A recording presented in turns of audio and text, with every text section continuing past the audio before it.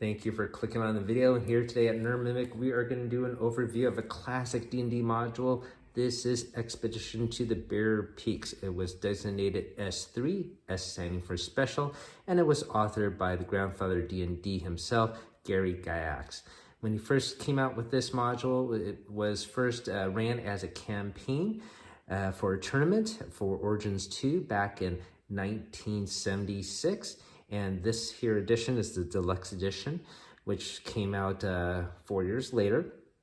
And this is the more desirable version, as it has multiple illustrations, some of which are full color within this packet, and I'll show that off in a bit. So once again, this was designated S3. This is the third of 4 modules in the S series. The first one being the classic Tomb of Horrors, the second one being the White Plume Mountain, which is going to be our free giveaway down below. I have extra copy to give out. And then the fourth one being the Lost Caverns, which we'll probably talk about in the near future. So one thing to realize, of course, that this is a tournament module. So just like the other 2 before it, it's sort of a meat grinder. And you're supposed to have a large party, maybe 10 players, and approximately levels 8 through 12, and go through this and see who could get the furthest and accumulate the most loot and get closest to the exit or even escape this death trap. Now, the claim to fame is not so much the author or that this was a tournament module. The claim to fame of this module is, I don't know if you could tell from the cover, but look at this. There are blasters and laser pistols within this. So this introduces a sci-fi element to D&D. So this is actually my favorite module that I played when I was growing up, and I'm happy to share it with you guys. Before we do that, hopefully you can hit that like and subscribe and share this. That'll certainly help a small channel like this out as we try to grow to 1,000. So thank you for listening to that. So I guess the first thing we'll do is flip the back cover here. And you can see another illustration here where they are actually, I don't know if you can tell, but they are on a spaceship here. All right. Now this module is going to be a little hard to do an overview as there's many components to it. So when you open it up, the first thing you will realize is usually with most modules there is just one map packet, but this actually has 2. All right, so you got the first level of the spaceship that you're going to investigate, the second level here, 3rd, 4th, 5th, and 6th. And as you can tell from these maps, these areas are huge. I mean, there's a lot to explore, a lot to take in. I can only imagine how difficult this might have been to run as a campaign for a tournament, doing it again and again and trying to keep this all in your head, as there's multiple locations, far more than the other first 2 modules in this series. All right, so we'll talk about each level in a bit, but it's just cool that it is this humongous. So certainly this would give you hours of enjoyment, just taking your time to go through it. Great, so I'm gonna set this aside. Now the other thing you're gonna realize is there's actually 2 packets within here. One is the main DM packet. I believe this is the illustration packet. And this, I believe, is 36 pages. And this here is the actual DM packet. And this is 32 pages long. All right, so we'll use the DM guide here for a second. And you can see on the cover here, you got the adventures here, and you have some dials and gauges here. Definitely a futuristic look here, and some critters here. They set up the story here as basically a region within Greyhawk. They have noticed a lot of creatures that are very strange, causing a lot of trouble in a region, and you are basically sent there to investigate. And it does give a background story what's happening here. And basically, a long time ago, a spaceship crashed. Part of a ship broke off and landed on Greyhawk. As it dove into the planet, it got debris and rocks cratered out and caved over the ship. And then recently, some earthquakes have shook up the area around Greyhawk, and it has exposed this spaceship. And then basically, some of the monsters are escaping from this ship, which is sort of like an art ship. It has a huge green area and a zoo within it, and these animals are actually escaping from the ship. And each time there's an earthquake, the computer core in this inside gets confused and it thinks it's time to disembark their cargo, and basically it dumps out critters every now and then. And the occupants within it, as they describe, have succumbed to some sort of unknown virus. And so there is a backstory to it. It's pretty cool to read. So the other thing you will realize within this module, they talk here about different key cards. That's sort of a modern concept that we can understand, that, to get between one level or another deck, you need certain key cards, and these are hidden and dispersed randomly. Well, not randomly, but in different locations. And then you have to use it to get to certain places. And sort of like Star Trek, some of the colors sort of denote regions. You can see here, classic like Star Trek, red being police or security. Got yellow being medical officers. Let's see, we got violet color being technicians. So, different colors denote certain personnel, and those would incorporate the androids or robots within the spaceship. All right, so let's flip around here. And so we start off with level 1, deck 1. This is for the officials, officers, and technician quarters. We will take a look. The first thing we can appreciate from this illustration packet, it's this cover art, and this illustrates an encounter that's a little bit later in the module. And you got a mind flayer here that apparently wandered and explored the ship before the adventures, and with his superior intellect, he was able to figure out some of the technology, and he's wearing some power armor here. He got a laser pistol in his hand, and of course he has a psychic abilities. So what a dangerous encounter, but fun encounter this is. But if you think this is cool, there are other cooler encounters within, and I'll show you those off, of course. So let's flip to the first page here, and illustration number 1 is gonna denote your standard door within the spaceship. It has a electronic lock here, for which you could use a colored key card to pass through. This here is a drop tube. It's sort of like a Jeffries tube in Star Trek, and there is sometimes the anti-gravity type effect, so you could pass within levels, but sometimes it's not functioning and you might drop all the way through and plummet to your death. They sort of close off after you pass each level, so this sort of forces adventurers to just keep on exploring. You can't backtrack up. Illustration 3 is showing off the mountainside where the spaceship is being revealed by the subsequent earthquakes, and the rocks coming off the barrier peak, exposing some of the hull there. And I believe this is the entrance down below here.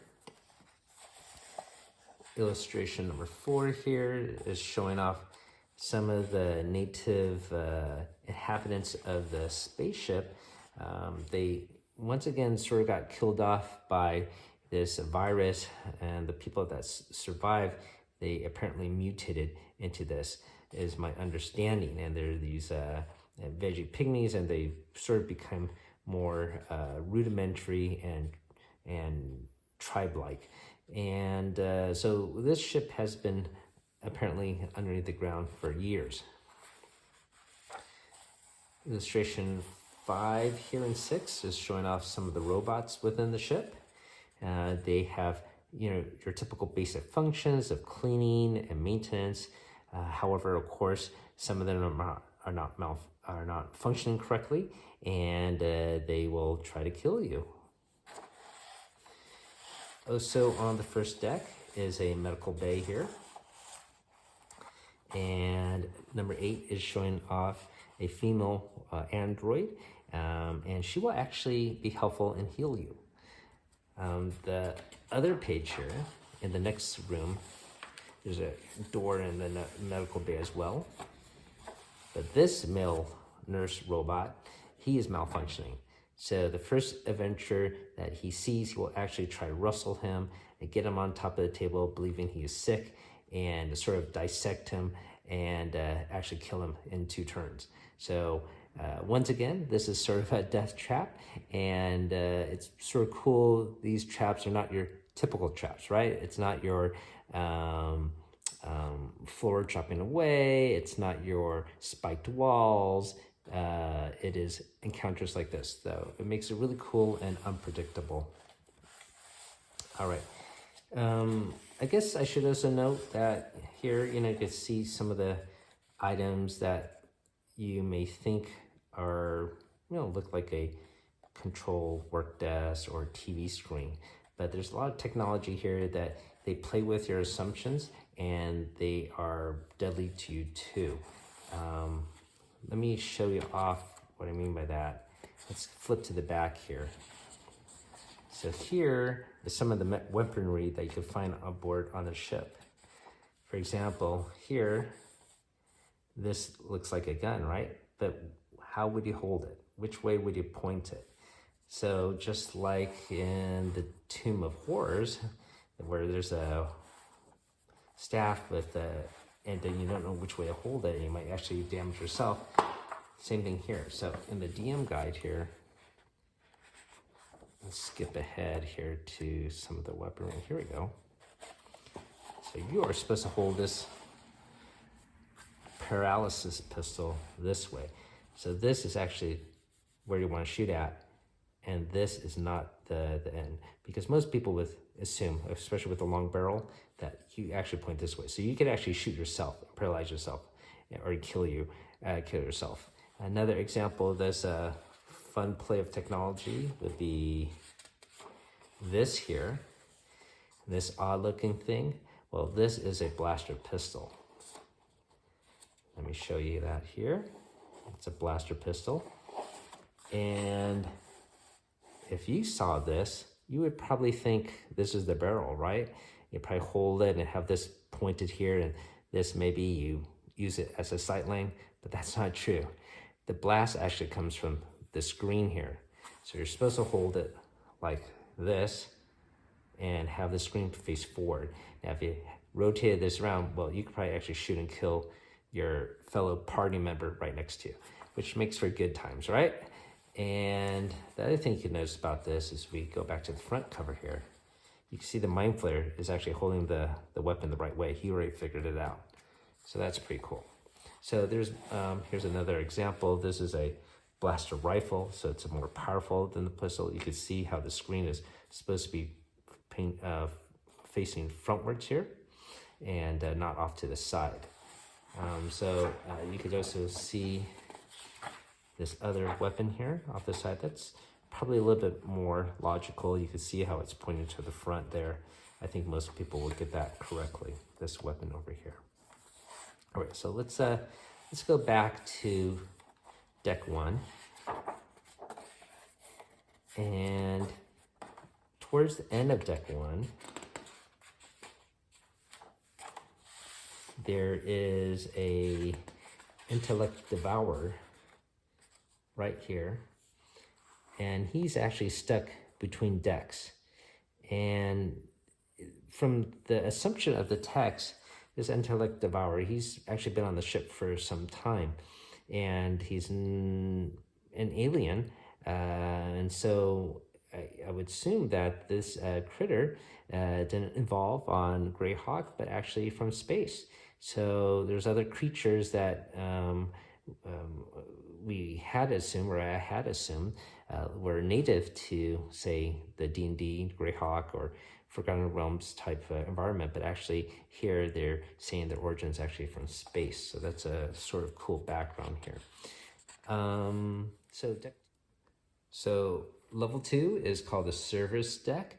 This is sort of a repair area, and basically it's a maintenance section of the ship. So robots can move from one section of the ship to another and work on pipes and all that stuff within this service region.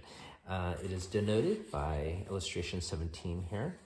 Now, the cool thing about this level is, adventurers coming here, they might think, there's a secret door here, or maybe there is some trap here, and that looks suspicious.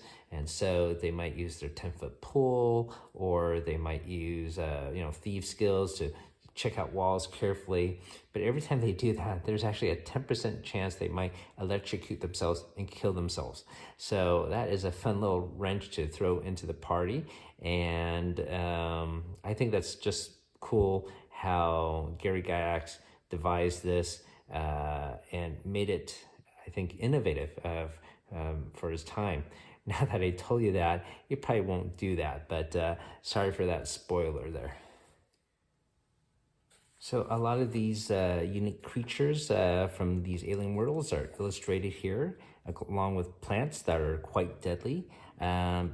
Before we even get to that, some of the monsters are actually not illustrated here because you might actually know them. There is an Umber Hulk within this level. There are also some shambling mounds. So once again, I have to assume that it's implied that they actually might be from alien worlds. There are other things, of course, on this level. There are these vampire plants. There are these web birds that can tie you up and with their special abilities. There is this plant here. It looks like a palm tree. It's called a purple blossom, and they have these purple flowers there.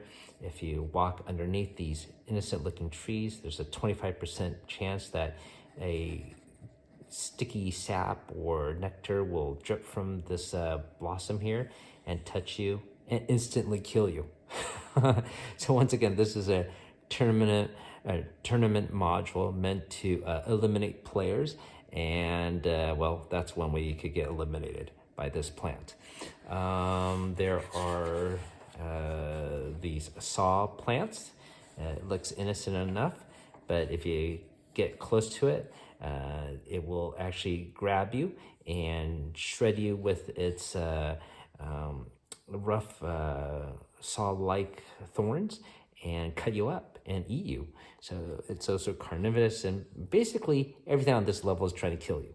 And so multiple examples of that are pretty cool. One of my favorites would be this one. It's called the Wolf in Sheep's Clothing. And you have this innocent looking rabbit, and you try to investigate it or get close to it.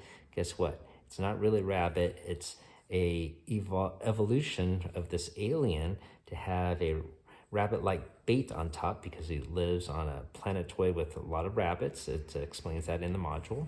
And he will grab you with his tentacles and try to eat you too. So I'm sort of partial to this mimic-like creature. You got these baboon-like creatures. They have some intelligence as well, so they are armed with some sleep grenades.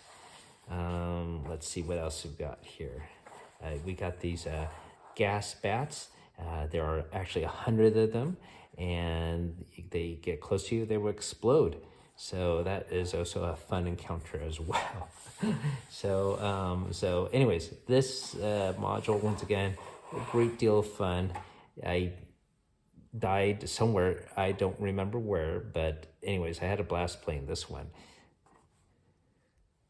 So all of those critters are pretty cool. However, I'm saving the best for last, and it is this guy. Some of you might recognize him already. This is the world-famous Froghemoth. He's sort of half frog, half octopus, I suppose. Has all these powers, and he's huge. He's not a small frog. He is a gigantic frog-like creature. I probably died to him. That's probably where I died. But I guess the other thing I should point out, this Froghemoth, there's a couple of miniatures of him already. And actually, he's coming out as a new miniature as part of D&D Onslaught. I don't know if you guys play that board game, but there is going to be a new big box expansion coming out later this month or next month, November, featuring a Froghemoth miniature. It's also going to have multiple tentacles that you can move around the board. So look forward to that. I'm definitely going to pick that up, and I'll show that off in the future. All right, so that is deck 4. So now we get to deck 5. This is another service area. And this is getting close to the end where, so you can see it's pretty short here, to deck 6, which is the theater, athletic, and activity deck. Sort of like the gym area, which is the most interesting encounter here. And basically you're going to see these fitness robots.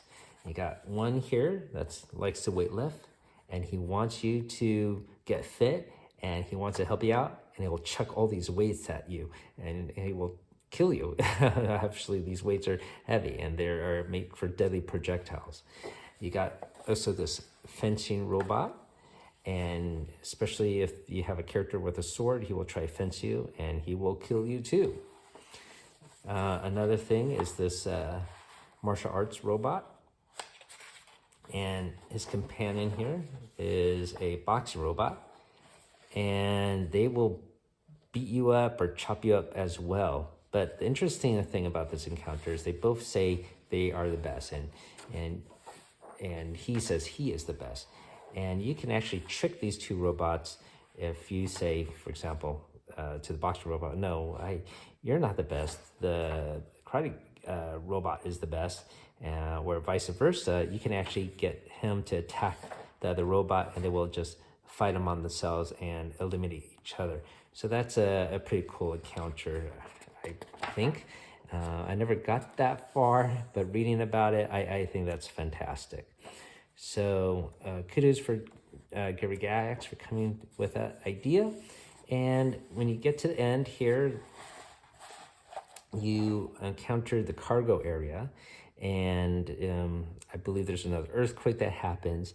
The robots, once again, are triggered by the computer. Says, we got to unload cargo. And they are getting ready to unload this bullet. So they all grab you, shove you, and basically are expelled out of the ship along with a bullet. So I have to assume a bullet also is an alien creature as well.